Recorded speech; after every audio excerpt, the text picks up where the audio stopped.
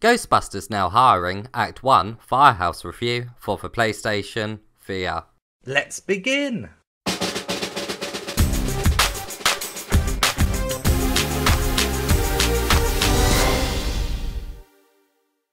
First up, let's take a look at the gameplay. This is Chapter 1 of the Ghostbusters Now Hiring series. In the first chapter you explore the Ghostbusters headquarters. To move around you teleport and there is only snap turning. You will be exploring two locations. The first is outside the firehouse and the second is inside. The game is quite linear and mainly requires you to move from one location marker to another. The ghost from the Ghostbusters logo is your guide and the main objective is to capture Slimer.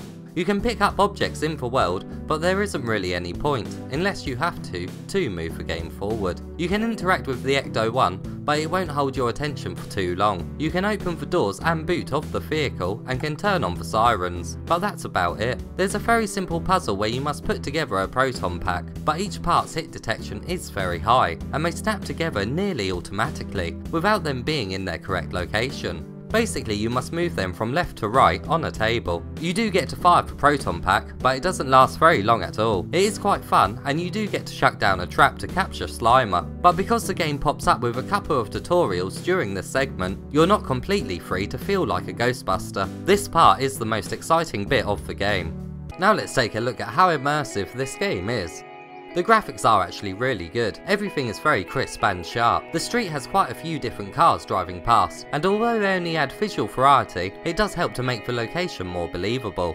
Inside the Ghostbusters headquarters, it is quite dark, and it's quite hard to see certain areas, which is a real shame, considering I wanted to explore every nook and cranny. The ghosts you encounter are animated very well. A kind of mist emits from your ghost guide, and it does look pretty decent. Slimer appropriately has a shine to him, and when he goes through something, Slime is left where he made an impact. I was quite surprised by Slimer's detail. This game is actually set in the world of the Ghostbusters reboot, which will be a shame for many, myself included. There's an answering machine where you can listen to a few messages that are left by people who have seen a ghost. The messages try to be comical, but ultimately mimic the same humour that was seen in the reboot. There is also a lot of pictures of Kevin scattered around, so unfortunately you are always reminded that this is indeed the reboot's Firehouse. Now let's take a look at the setup and what controllers the game supports.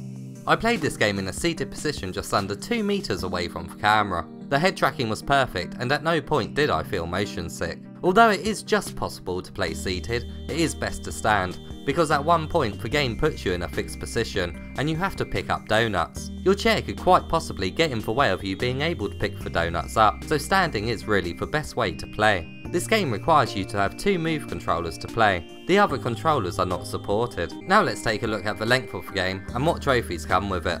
It took me around 13 minutes to reach the end, but I did listen to some messages that are left on an answering machine, so if you don't do this, you can take some time off of the playthrough. Unfortunately, the game does not include trophies. And now it's time for the verdict.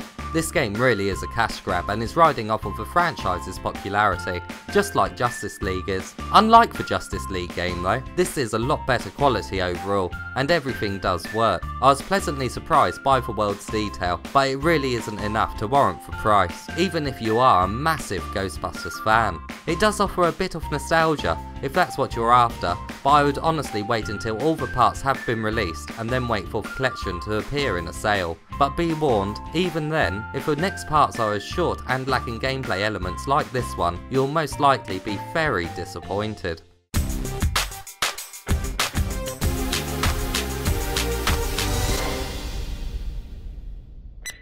I was a massive Ghostbusters fan growing up, and seeing Slimer did bring back memories for me. But when the game ended, I was left incredibly disappointed overall. PSVR games with chapters that release gradually really are not getting a good name for themselves. Do you think there's hope for this type of setup yet? Let me know in the comments below, and also subscribe for more PlayStation VR content.